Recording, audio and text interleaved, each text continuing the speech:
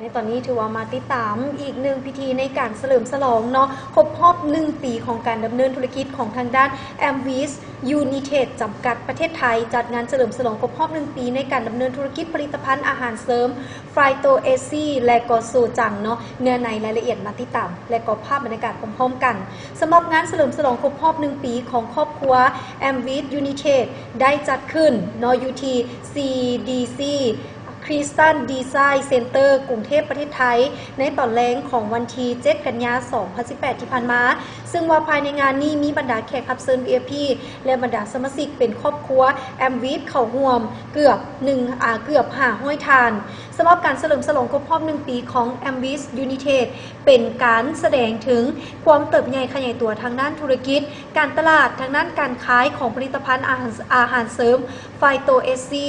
และก็ผลิตภัณฑ์โซจังซึ่งว่าเป็นผลิตภัณฑ์ที่มีคุณภาพในการเบิ่งแยงดูแลสุขภาพของคนที่ทานหักในการเฉลิมฉลองจัดขึ้นอย่างยิ่งใหญ่สวยงามเปิดฉากด้วยการแสดงโชว์ที่น่าตื่นเต้นเนาะและก็น่าสนใจภายในงานและในพิธีทานทีวีไซน้ำทับเจริญประธานกรรมการบริษัท Amvis United จำกัดประเทศไทยได้ขึ้นกล่าวเปิดงานพร้อมทางนำเสนอแนวทางนโยบายและเคล็ดลับในการดำเนินธุรกิจของ Amvis United ซึ่งทานได้แสดงความต้อนรับแก่สมาชิกทุกท่านที่เป็นสมาชิกครอบครัวของ Amvis ที่มุ่งมั่นในการพัฒนาตนเองจนได้รับผลสำเร็จในอีกบาทก้าวหนึ่ง Amvis ได้เป็นตัวแทนในการนำเสนอผลิตภัณฑ์อาหารเสริมที่ดีต่อสุขภาพเช่นผลิตภัณฑ์ทางด้านไฟโตเอซีและก็สารสกัดจากหมักไม่รวมพร้อมทางผลิตภัณฑ์โซจังซึ่งเป็นผลิตภัณฑ์แบบแคปซูลที่มีส่วนผสมของ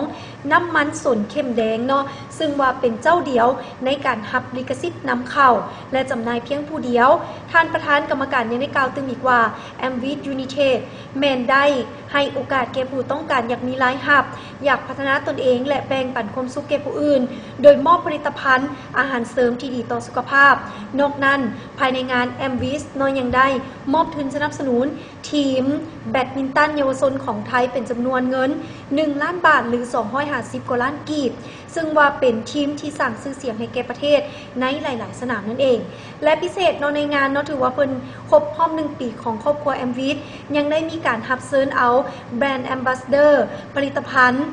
ไฟโตเอซีทานนางบูมปนัดดาวงผู้ดีและก็พร้อมด้วยแบรนด์แอมบาสเดอร์ผลิตภัณฑ์โซจังเนาะทานนางกบสุวรรณพร้อมด้วยสามีซึ่งว่าแบรนด์แอมบาสเดอร์ทั้ง2ผลิตภัณฑ์นี้เนาะได้สั่งความเชื่อมั่นให้แก่ลูกค้าและสมาชิกของครอบครัว Amvis United นอกจากนี้ภายในงานยังมีการถ่ายรูปรวมพร้อมทางจัดสัมภาษณ์พิเศษแบบเปิดใจเกี่ยวกับการได้ทดลองผลิตภัณฑ์ของ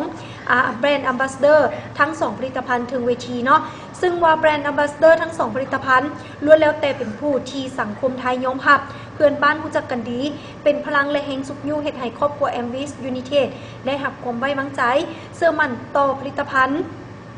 เป็นแห่ง